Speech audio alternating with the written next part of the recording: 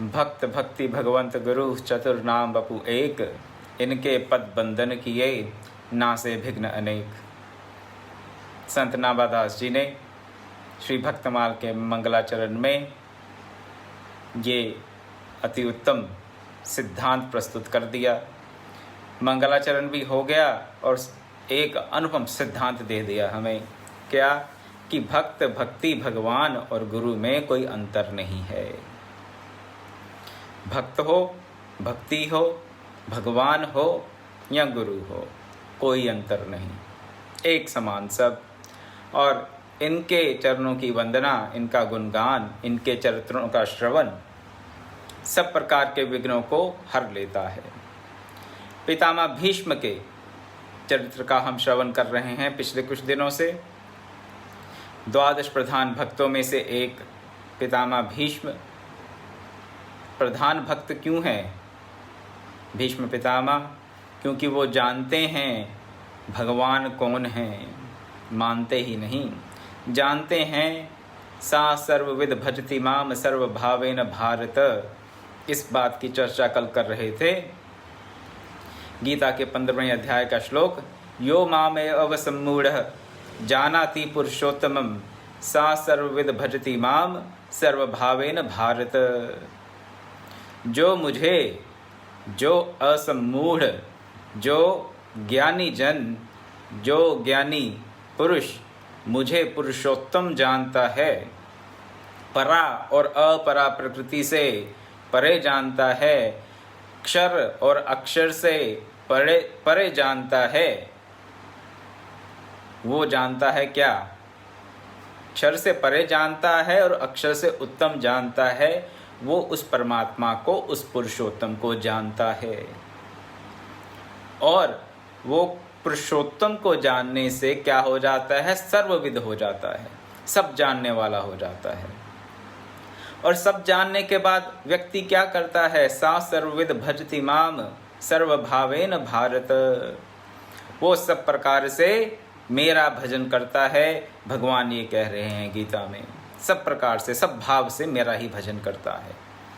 कल मैंने अपनी वाणी को विराम दिया ये कहकर कि जो सर्वविद हो जाता है, सब कुछ जानने वाला हो जाता है, वो उसकी, उस प्रभु की, उस परमपिता परमात्मा की सर्वभाव से भक्ति के अलावा और कुछ करने के लायक रहता ही नहीं, और कुछ कर नहीं सकता वो, और कुछ उससे हो ही नहीं सकता।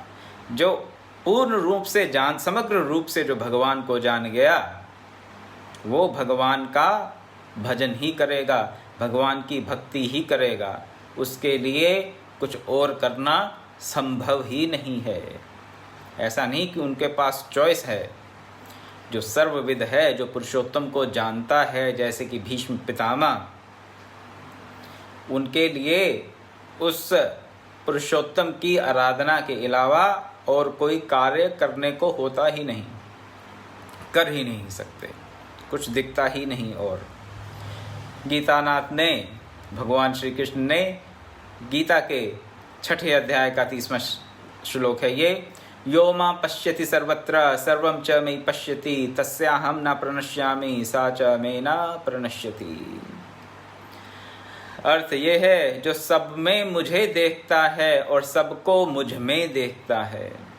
सब में मुझे देखता है, अलग अलग व्यक्ति, अलग अलग जीवात्माएं दिख रही हैं, शरीरधारी जीवात्माएं दिख रही हैं, अलग अलग भूत दिख रहे हैं। और उन सब में किसको देखता है? मुझे, भगवान को। और सबको मुझ में देखता है। सब में भगवान दिख रहे हैं, और जो सब दिख रहे हैं वो भी भगवान में ही दिख रहे हैं। यो मां पश्यति सर्वत्र सर्वं च मयि पश्यति। दो बातें हैं, जो हर जगह मुझे देख रहा है और हर जगह को मेरे भीतर देख रहा है। दोनों भाव हैं जिसके, उसके लिए क्या भगवान बोलते हैं, उसके लिए मैं अदृश्य नहीं होता और वो मेरे लिए अदृश्य नहीं होता। उसके लिए मैं अदृश्य नहीं होता, तस्याहं न प्रणश्यामि सा च मे न प्रणश्यति। मैं उसके लिए अदृश्य नहीं होता और मेरे लिए वह भी अदृश्य नहीं होता। आप सोचेंगे चलिए ठीक है, एक व्यक्ति के लिए भगवान अदृश्य हैं और नहीं हैं, हो सकता है, लेकिन एक व्यक्ति भगवान के लिए अदृश्य कैसे हो सकता है? भगवान तो सर्वव्यापक हैं। एक सर्वव्यापक भगवान ने यूँ क्यों कह दिया कि वह व्यक्ति मेरे लिए अदृश्य नहीं होता? क्या बाकी अदृश्य हैं? अदृश्य का यहाँ पर अर्थ आप इस प्रकार से लगाएं कि भगवान का ध्यान उनसे हटता नहीं, भगवान का ध्यान उनसे हटता नहीं। भीष्म पितामह भी ऐसे भक्त हैं जिसका ध्यान कौन करता है? भगवान स्वयं करते हैं। आगे प्रसंग आएगा तो बताऊंगा, अभी नहीं बताऊंगा कि ऐसा प्रसंग है कि भगवान भीष्म पितामह का ध्यान कर रहे हैं, ध्यान कर रहे हैं और केवल ध्यान ही नहीं कर रहे, उनके ध्यान से करने से भाव विभोर हो रहे हैं, आंखों से उनके अश्रुपात हो रहा है। इसलिए कहा कि वह मेरे लिए अदृश्य नहीं होता। अदृश्य होने का गायब होना ऐसा अर्थ मत लीजिएगा। अदृश्य का अर्थ क्या? कि वहाँ पर मन नहीं जाता, वो अपने चिंतन में नहीं है। जो अपने चिंतन में नहीं है वो अदृश्य ही है। कैसे? अगर आप हवाई यात्रा कर रहे हैं और इकोनॉमी क्लास में यात्रा कर रहे हैं तो अगल बगल आपके लोग बैठे हुए हैं, हो सकता है 2, 4, 6, 8 घंटे की फ्लाइट हो, तो अगल बगल लोग बैठे हैं, आपको हो सकता है ध्यान ही ना हो कि कौन बैठा है कौन नहीं बैठा। बिल्कुल साथ में, साथ वाली सीट पे कोई बैठा है, लेकिन हमारे लिए वो क्या है? वो अदृश्य है। अदृश्य क्यों है? क्या हमें दिखता नहीं कि साथ हाँ कोई बैठा है, बस इतना पता है, उससे ज़्यादा कौन है, क्या है, कहाँ से आ रहा है, क्यों यात्रा कर रहा है, कुछ नहीं पता, और ना ही हमारा इन सब चीज़ों की तरफ ध्यान जाता है। तो वो दृश्य होते हुए भी अदृश्य है, हमारे लिए दृश्य होते हुए भी अदृश्य है। ये नहीं कि देख नहीं सकते, ये नहीं कि हमारी दृष्टि का वो व्यक्ति, साथ बैठा हुआ पैसेंजर, सहयात्री हमारे दृष्टि का वो विषय नहीं हो सकता, ऐसी बात नहीं है। भगवान ने आंखें दी, हम देख सकते हैं कि पास में कोई बैठा है, लेकिन फिर भी वो अदृश्य है। क्यों? देखते ही नहीं। क्यों नहीं देखते? क्योंकि उससे हमारा कोई लेना देना नहीं। जब कोई लेना देना नहीं तो फिर ध्यान ही नहीं जाएगा। तो यहाँ पर जब ये कहते हैं भगवान कि ऐसा भक्त मेरे लिए अदृश्य नहीं होता, कभी भी अदृश्य नहीं होता, उसका अर्थ यही लेना चाहिए कि भगवान का ध्यान ऐसे भक्त से कभी नहीं हटता। कैसे भक्त से? जो सब में भगवान को देखता है और सबको भगवान में देखता है। भीष्म पितामह ऐसे भक्त हैं। आपको आज एक दो प्रसंग बताएंगे कि भीष्म पितामह ने भगवान श्री कृष्ण की लीला यात्रा में अपना क्या योगदान दिया, किस प्रकार से अपने भक्ति के भाव को प्रकट किया, और इन कुछ प्रसंगों से हम ये जान पाएंगे कि जो सम्यक रूप से भगवान को जानता है वो प्रभु की भक्ति के अलावा और कुछ कर नहीं सकता। उसका प्रत्येक कार्य, प्रत्येक भाव क्या होता है? प्रभु की भक्ति ही होता है और कुछ होता नहीं। क्यों नहीं होता? इसे लॉजिकली कैसे समझेंगे? तर्क से। जो सब में भगवान को देख रहा है और सबको भगवान में देख रहा है, उसके सारे क्रियाकलाप, उसके सारे भाव किससे संबंधित होंगे? भगवान से ही संबंधित होंगे, क्योंकि भगवान के इतर वो कुछ देखता नहीं। क्योंकि सब में भगवान को देख रहा है तो सबको भगवान का ही रूप मान रहा है, सबको भगवान के अंदर देख रहा है तो सबको उस विराट पुरुष का एक अंग मान रहा है। और जो व्यक्ति ऐसी दृष्टि प्राप्त कर लेता है, कैसी दृष्टि, कि हर व्यक्ति, हर वस्तु, इस भौतिक जगत का प्रत्येक पदार्थ क्या है, उस विराट पुरुष का एक अंग है, अभिन्न अंग है। सबको भगवान में देखना है। और जब किसी व्यक्ति विशेष, वस्तु विशेष को देखता है तो भी उसके भीतर उस परमात्मा को ही देखता है। ऐसे व्यक्ति के लिए जो भी क्रिया होगी, उससे जो भी मन में भाव आएगा, परमात्मा से ही संबंधित होगा। वासुदेव सर्वमिति की बुद्धि की दृष्टि भीष्म पितामह की है। तो राजसूय यज्ञ में अब भीष्म पितामह ने तो बोल दिया कि हाँ, भगवान श्री कृष्ण की अग्र पूजा होगी, जिसको पसंद ना आए वो भगवान श्री कृष्ण से युद्ध कर लो भाई। या तो बात मान लो, अगर नहीं माननी है तो फिर युद्ध करो, क्षात्र धर्म का पालन करो। युधिष्ठिर जी थोड़े घबरा गए, धर्मराज, कि अभी यहाँ पर मैं राजसूय यज्ञ करने वाला हूँ और यज्ञ का संकल्प ले रहा हूँ, और यहाँ पर अभी से थोड़ी खींचतान, थोड़ी क्या बहुत सारी खींचतान हो रही है, अपशब्द कहे जा रहे हैं भीष्म पितामह को श्री कृष्ण के प्रति भी।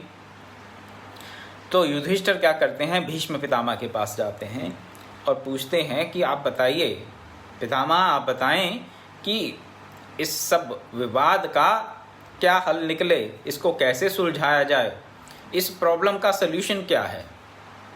भीष्म पितामह से पूछते हैं।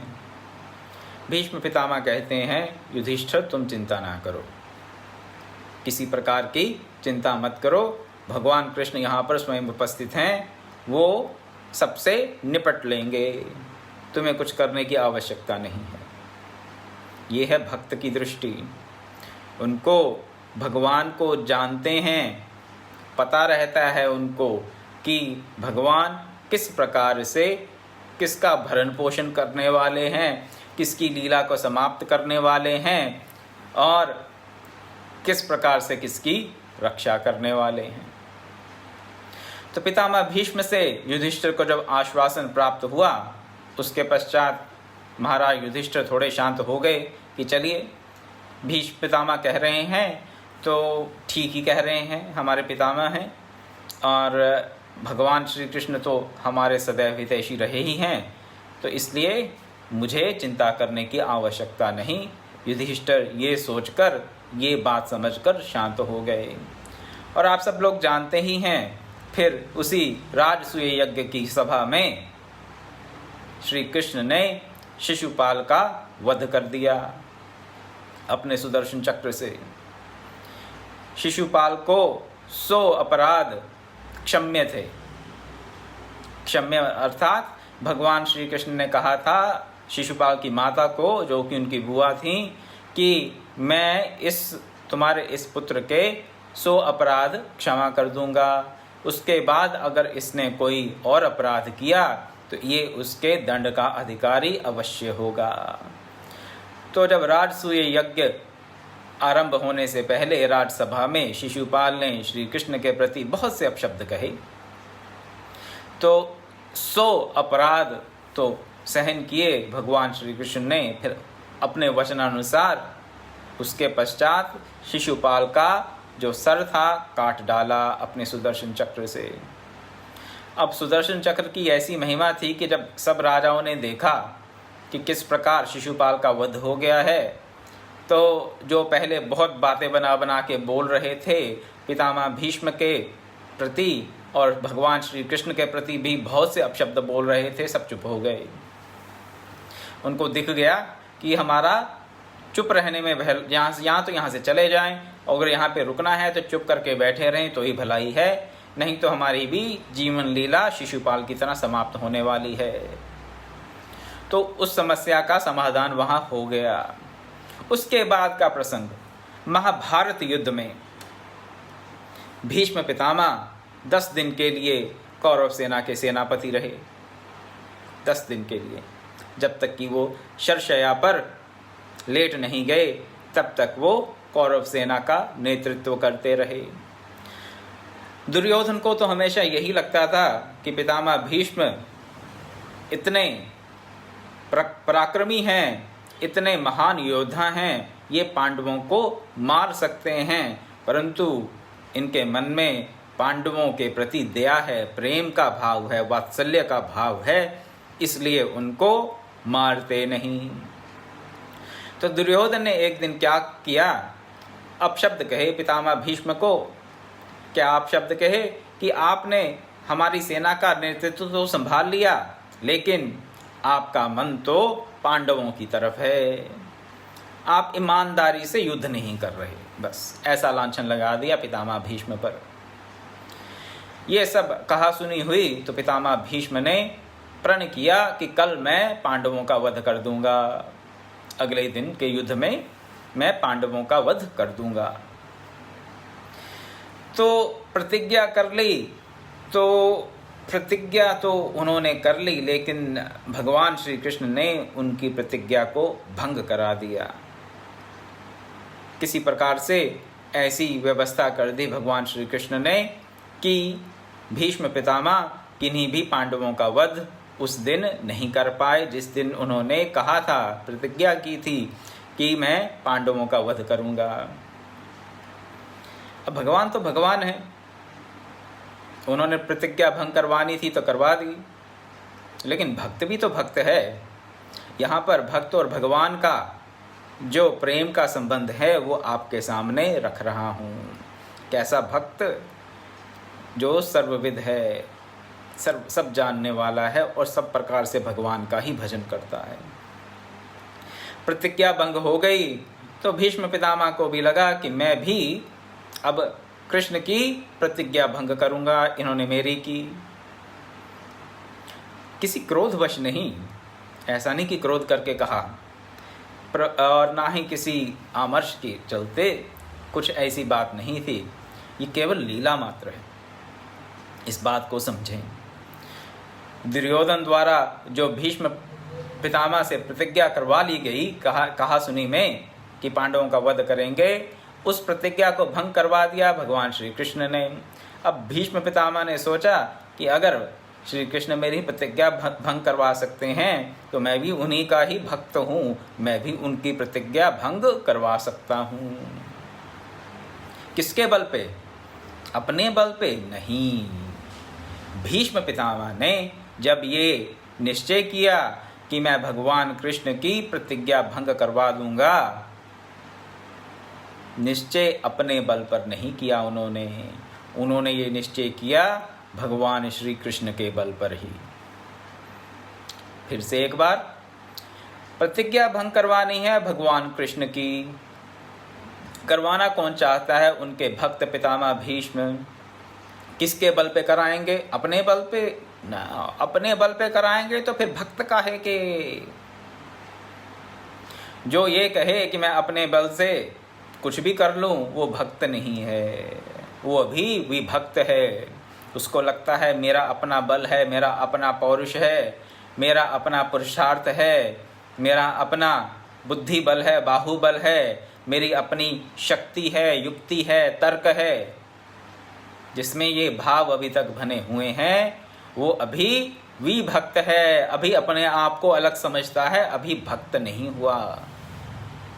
पितामह भीष्म, ये हमारी स्थिति है। हमारी स्थिति क्या है? कहने को कहते हैं हम भक्त, लेकिन अपने बल का, अपने बाहुबल का, बुद्धि बल का, अपने अहम का, अपने संसाधनों का, अपने तर्क का, युक्ति का, भांति भांति के शास्त्र ज्ञान का हमें बल, भक्ति का बल रहता है जी। हम तो रोज इतना जप करते हैं, हमारा क्या होगा? हमारा कुछ नहीं हो सकता, क्योंकि हम तो नियम के साथ जप करने वाले हैं। यहाँ तो हम हर रोज सुबह उठकर यज्ञ करते हैं, या मंगलवार जाकर माता जी को कुछ चढ़ाते हैं, या सोमवार जाकर शिव जी को कुछ चढ़ाते हैं, या शनिवार जाकर हनुमान जी को कुछ अर्पित करते हैं, या शनि देव को कुछ अर्पित करते हैं।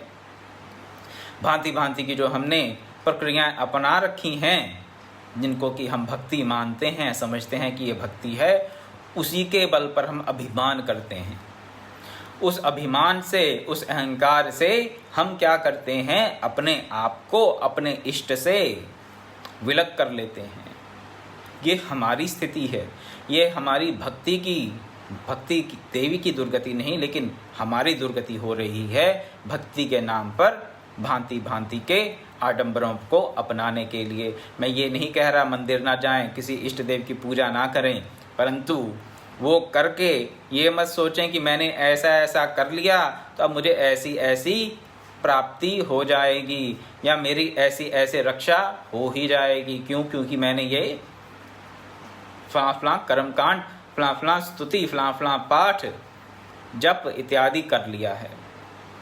अहम आ गया मन में तो फिर भक्ति नहीं, अहम के साथ भक्ति नहीं होती।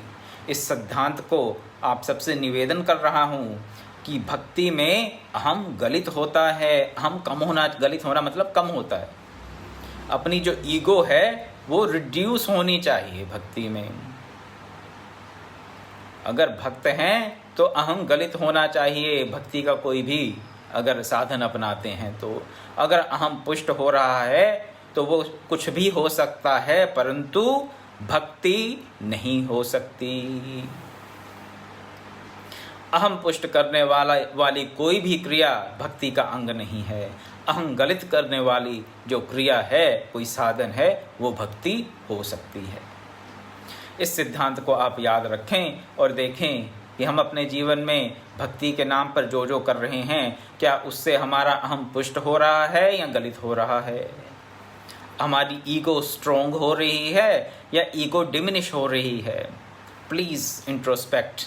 If the ego is diminishing, then that particular act can be considered as act of bhakti. But if the ego is getting bigger and bigger day by day because of certain acts, then those acts cannot be the part of or any aspect of bhakti or devotion. इस बात को ध्यान रखें। यहाँ पर पितामह भीष्म ने क्या कहा कि मैं अब भगवान कृष्ण का जो प्रण है, क्या प्रण था भगवान कृष्ण का? कि मैं शस्त्र नहीं उठाऊंगा। महाभारत के युद्ध में मैं शस्त्र नहीं उठाऊंगा। कहते कि मैं तब उनका ये जो प्रण है वो भंग कर दूंगा, उनकी प्रतिज्ञा को भंग कर दूंगा। किसके बल पे? जैसे पहले भी कहा, अपने बल पर नहीं, भगवान के ही बल पे। भगवान के ही बल पर भगवान की ही प्रतिज्ञा भंग कर रहे हैं। भक्त को भगवान का ही बल रहता है और कोई बल होता ही नहीं। जो सब में भगवान को देख रहा है और जो सबको भगवान में देख रहा है, जो सब जगह भगवान देख रहा है, उसको और किसका बल होगा? वो और किसके साथ क्रीड़ा करेगा? प्रभु के साथ ही, अपने इष्ट देव के साथ, भगवान के साथ ही उसकी सारी क्रीड़ा होती है। भीष्म पितामह भी यही कर रहे हैं। होता भी ऐसे ही है। फिर अगले दिन भगवान श्री कृष्ण किसी अवस्था विशेष में युद्ध के दौरान एक रथ का चक्र उठा लेते हैं, पहिया, व्हील उठा लेते हैं हाथ में, उठाकर दौड़ते हैं पितामह भीष्म को मारने के लिए। अब कोई तलवार या कोई धनुष या कोई और भाला नहीं उठाया, चक्र उठा लिया। तो चक्र उठाया किस भाव से? किसी के वध करने के कारण उठाया, तो वो भी शस्त्र ही हुआ। शस्त्र धारण कर लिया भगवान श्री कृष्ण ने। क्या भगवान श्री कृष्ण नहीं जानते थे कि क्या हो रहा है? वो सब कुछ जानने वाले हैं, अंतर्यामी हैं। लेकिन अपने भक्त को सुख देने के लिए, आनंद देने के लिए उन्होंने ऐसा किया। क्या किया? अपनी प्रतिज्ञा को खुद ही भंग कर दिया। अपनी प्रतिज्ञा को खुद ही भंग कर दिया, क्योंकि उनके भक्त ने ऐसा निश्चय अपने मन में कर लिया था। ऐसा वात्सल्य रहता है भगवान का। अपनी ही प्रतिज्ञा खुद भंग कर दी, केवल अपने भक्त के मनोरंजन के लिए, भक्त के रंजन के लिए अपनी प्रतिज्ञा भंग कर दी। और जब भंग की प्रतिज्ञा, तो उस वक्त पितामह भीष्म को अपार अपार आनंद की, उस परमानंद की प्राप्ति हुई। कैसे? उन्होंने देखा कि श्री कृष्ण हाथ में पहिया पकड़ के, चक्र पकड़ के रथ का उनकी तरफ भाग रहे हैं, उनको मारने के लिए भाग रहे हैं। और उनका जो उत्तरीय वस्त्र है, जो दुपट्टा रहता है, कंधे पे वस्त्र रहता है, वो गिर गया, भागते हुए वो गिर गया। और भागते हुए जा रहे हैं भीष्म पितामह की तरफ, और दोनों तरफ की सेना में हाहाकार मच जाता है। क्या कहते हैं लोग सब? पितामह भीष्म मारे गए, भीष्म मारे गए, भीष्म मारे गए। एक ही बात का नाद वहां हो रहा है, भीष्म मारे गए, भीष्म मारे गए। क्यों? उनको पता है कि भगवान श्री कृष्ण चाहे सुदर्शन उठाएं या किसी रथ का चक्र उठाएं, अगर उन्होंने अपने हाथ में कोई अस्त्र शस्त्र ले लिया तो जिसका वध करने का उन्होंने निश्चय किया है, उसका वध तो वो कर ही देंगे। अभी भीष्म मरे नहीं हैं, केवल वहां रणभूमि में खड़े हैं और भगवान श्री कृष्ण की रूप माधुरी का पान कर रहे हैं। बाकी जो देखने वाले हैं, शेष योद्धा जो हैं वहां रणभूमि में, वो भय से कांप रहे हैं। परंतु भीष्म पितामह इस पूरे दृश्य का आनंद ले रहे हैं कि भगवान मुझे मारने आ रहे हैं। इस बात का आनंद, इस बात का आनंद कि भगवान मुझे मारने आ रहे हैं। गालिब का शेर है शायद ये एक, मोहब्बत में नहीं कुछ फर्क जीने और मरने का, मोहब्बत में नहीं कुछ फर्क जीने और मरने का, जिसे देखकर जीते हैं उसी काफिर पे दम निकले।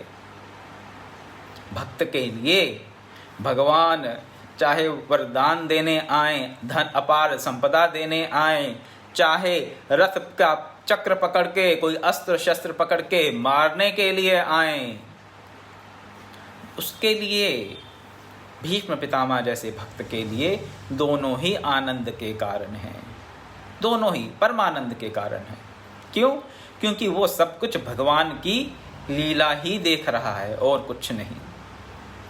भगवान की लीला ही देख रहा है। भगवान आकर अपार संपदा दे दें, अपार मान सम्मान दे दें, त्रिलोकी का राज्य दे दें, तो भी अतीव प्रसन्नता। और भगवान अस्त्र शस्त्र धारण करके मारने को आ रहे हैं, उसमें भी अपार प्रसन्नता, अपार आनंद की अनुभूति। भीष्म पितामह के मन में जो आनंद हो रहा है इस वक्त, जब भगवान कृष्ण हाथ में चक्र पकड़ के उनका वध करने के लिए आ रहे हैं, चारों ओर नाद हो रहा है, आर्तनाद हो रहा है, भीष्म पितामह मारे गए, पितामह मारे गए, भीष्म मारे गए। अपार आनंद भक्त को। कौन भक्त हैं ये वो भक्त हैं जो भगवान को केवल मानते नहीं, जानते हैं। जानने वाले कैसे? पूर्ण रूप से, समग्र रूप से जानते हैं। क्या भगवान को समग्र रूप से हम जान सकते हैं? तुलसीदास जी की ही बात फिर, सोई जाने जही देहि जनाई, जानी तुम्ही हो जाई। वही जनाता है तो जानते हैं, वही प्रतिज्ञा अपनी भंग करवाता है तो हम भक्त के कारण, भक्त ने संकल्प मात्र किया कि मैं तेरी, हे भगवान मैं तेरी प्रतिज्ञा भंग करा दूंगा, तो भगवान अपनी प्रतिज्ञा प्रेमवश खुद भंग कर देते हैं, प्रेमवश खुद भंग कर देते हैं। और भीष्म पितामह अपार आनंद में हैं कि वासुदेव तुम आओ, मेरा वध करो। क्यों? क्या मृत्यु से भय है भक्त को? नहीं, मृत्यु का भय तो है ही नहीं। और वो मृत्यु भगवान स्वयं लेके आ रहे हैं, उससे बढ़िया बात और क्या हो सकती है। इससे ज़्यादा कृपा प्रसाद भगवान का क्या मिल सकता है। रणभूमि में एक क्षत्रिय को, एक क्षात्र धर्म में जिसकी निष्ठा है, ऐसे पितामह भीष्म को रणभूमि में मृत्यु प्राप्त हो रही है, और वो भी भगवान से। और क्या चाहिए। Life is perfect. पितामह भीष्म ये सोच रहे हैं, लाइफ इज परफेक्ट। भक्त ये सोच रहा है, और बाकी लोग हाहाकार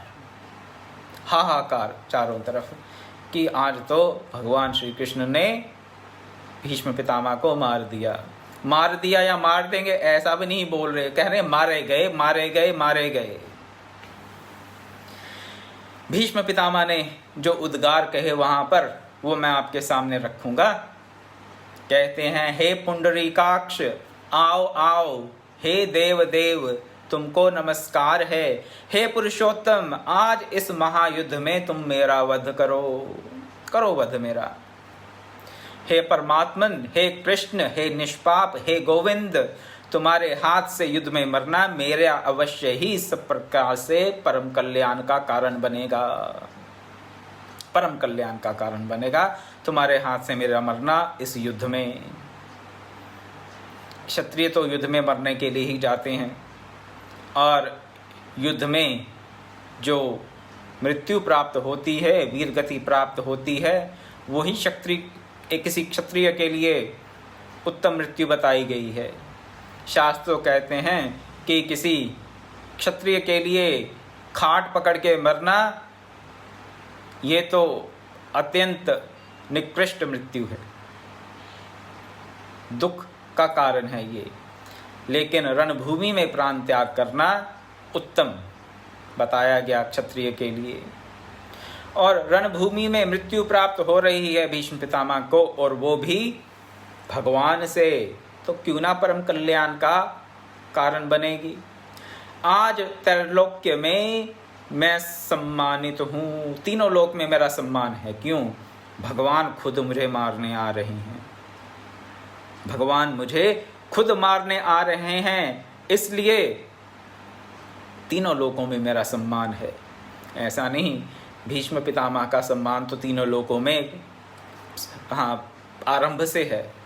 उनकी जीवन लीला, जब उन्होंने प्रतिज्ञा की अपने पिता के चलते कि सत्यवती पिता से विवाह कर ले और मैं आजीवन ब्रह्मचारी रहूँगा, तीनों लोकों में तो उनकी तब से प्रतिष्ठा है, तीनों लोकों में वो तब से सम्मानित हैं। लेकिन भक्त को अपनी प्रतिज्ञा, अपने तप, अपने त्याग, अपने ब्रह्मचर्य का अभिमान नहीं होता, वो उसको अपना आभूषण नहीं समझता। पितामह भीष्म ने कभी नहीं कहा कि मैं तो आजीवन ब्रह्मचारी हूँ इसलिए मैं सम्मानित हूँ। पितामह भीष्म ने ये कभी नहीं कहा कि मैं सत्यनिष्ठ हूँ इसलिए त्रैलोक में मेरा सम्मान होता है। पितामह भीष्म ने ये कभी नहीं कहा कि मैं धर्मनिष्ठ हूँ, महापराक्रमी योद्धा हूँ इसलिए तीनों लोकों में सम्मानित हूँ। तीनों लोकों में सम्मानित होने का एक ही श्रेय, एक ही कारण माना भक्त ने, क्या? कि मैं भगवान के हाथों मृत्यु को प्राप्त होने वाला हूँ, भगवान मुझे मारने आ रहे हैं। इसलिए कहते हैं कि आज मैं तीनों लोकों में सम्मानित हूँ। अंत में कहते हैं, हे पाप रहित, भगवान श्री कृष्ण को पाप रहित कहकर संबोधित करते हैं। मुझ पर तुम युद्ध में इच्छा अनुसार प्रहार करो, मैं तुम्हारा दास हूँ। युद्ध करने के लिए ललायत नहीं है। यहाँ पे पितामह भीष्म कह रहे हैं कि मैं तो तुम्हारा दास हूँ, तुम मुझे प्रहार करो, युद्ध पे मेरे पे प्रहार करो, मेरी जीवन लीला को समाप्त कर दो, अवश्य ही समाप्त कर दो। आपके हाथों तो मृत्यु को प्राप्त करके मैं सब कुछ प्राप्त कर लूँगा। ऐसा भाव भीष्म पितामह का। क्यों? क्योंकि वो अनन्य भक्त हैं। उनको मालूम है कि भगवान चाहे मारने आए चाहे त्रिलोक्य का राज्य देने आए, कल्याण ही कल्याण है। भगवान की हर क्रिया में उनकी कृपा छिपी हुई है अपने भक्तों के लिए। और एक भक्त जो भगवान को जानता है वो कभी ये नहीं सोचता कि भगवान ने ये अच्छा किया और ये बुरा किया।